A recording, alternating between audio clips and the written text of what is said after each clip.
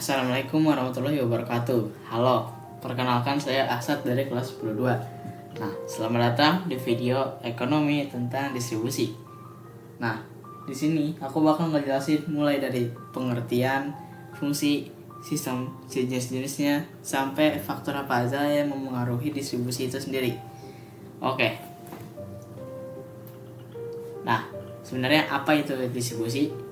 Nah, distribusi itu adalah kegiatan menyampaikan atau menyalurkan barang atau jasa dari produsen ke konsumen dengan tujuan untuk menyampaikan barang atau jasa tadi kepada konsumen agar bisa dikonsumsi.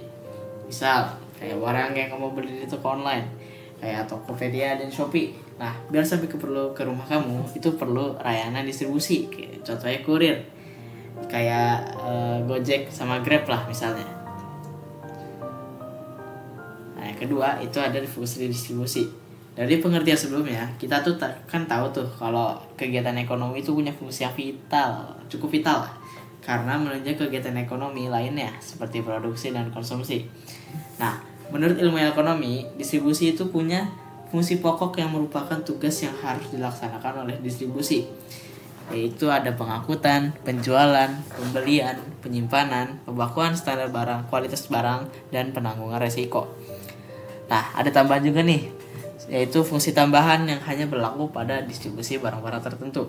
Nah, diantaranya itu ada menyeleksi, mengepak atau mengemas, dan memberi informasi.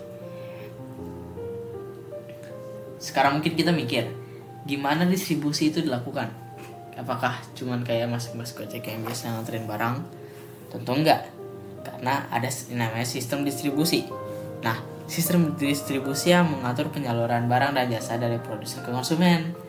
Ada dua, yaitu sistem distribusi langsung, yang dimana nggak pakai perantara, tapi produsen langsung mendistribusikan barang atau jasanya kepada konsumen. Kayak penjaga kantin yang langsung ngasih makanannya ke murid yang beli. Yang kedua, itu ada sistem distribusi tidak langsung.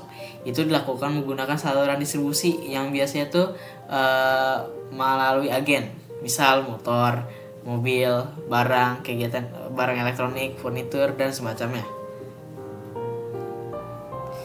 Nah, ini tuh adalah orang atau lembaga yang kegiatannya itu menyalurkan barang dari produsen sampai ke tangan konsumen, yang tujuannya itu buat dapat keuntungan. Nah, ini tuh dibagi tiga. Yang pertama ada agen. Kerjanya nih perantara atas nama pribadi atau nyuruhnya. Contoh, agen sepeda motor. Dia lembaga perantara perusahaan motor dan ia bertindak atas nama perusahaan tersebut. Yang kedua, ada pedagang besar atau grosir atau wholesaler dalam bahasa Inggris. Ini tuh pihak perantara antara produsen atau agen dengan pedagang eceran. Misal, grosir beli dagangan banyak nih, terus dijual lagi ke eceran yang dengan jumlah yang lebih sedikit. Yang ketiga, ada pedagang eceran atau dalam bahasa Inggrisnya retailer.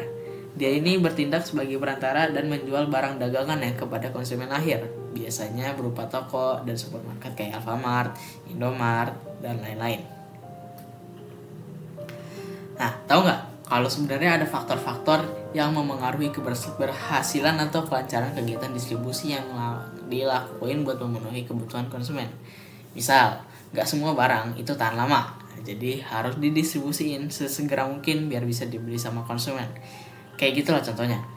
Secara lengkap, faktor-faktornya itu ada 4. Nah, yang pertama itu ada pasar. Ini itu memuat pola pembelian, jumlah letak geografis, serta jumlah pesanan dan kebiasaan dalam pembelian, selera konsumen, dan daya belinya. Waduh, banyak banget lagi. Nah, yang kedua itu ada barang. Nah, kalau barang ini terkait dengan jumlah, ukuran, berat, sifat, standar, dan pengemasan barang. Contohnya nih, barang berat didistribusiin pakai kapal atau pesawat. Barang-barang kayak sayuran harus cepat didistribusiin biar nggak busuk. Yang ketiga ada perusahaan.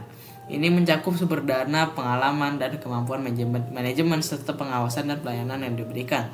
Yang ada pengalaman biasanya distribusinya baik dan punya dana buat beli alat-alat distribusi. Yang terakhir ada kebiasaan dalam pembelian. Yang memengaruhi ini adalah kegunaan perantara, sikap perantara ke kebijakan produsen, volume penjualan, dan ongkos penyaluran barang. Misal, kalau konsumen biasa beli ke perantara, produsen gak perlu dong distribusi barang ke konsumen langsung.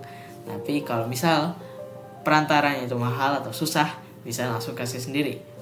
Nah, itu semua yang telah aku jelasin dari distribusi. Semoga bermanfaat dan sekian terima kasih, sekian terima gaji. Wassalamualaikum warahmatullahi wabarakatuh. Bye bye. Pamit undur diri.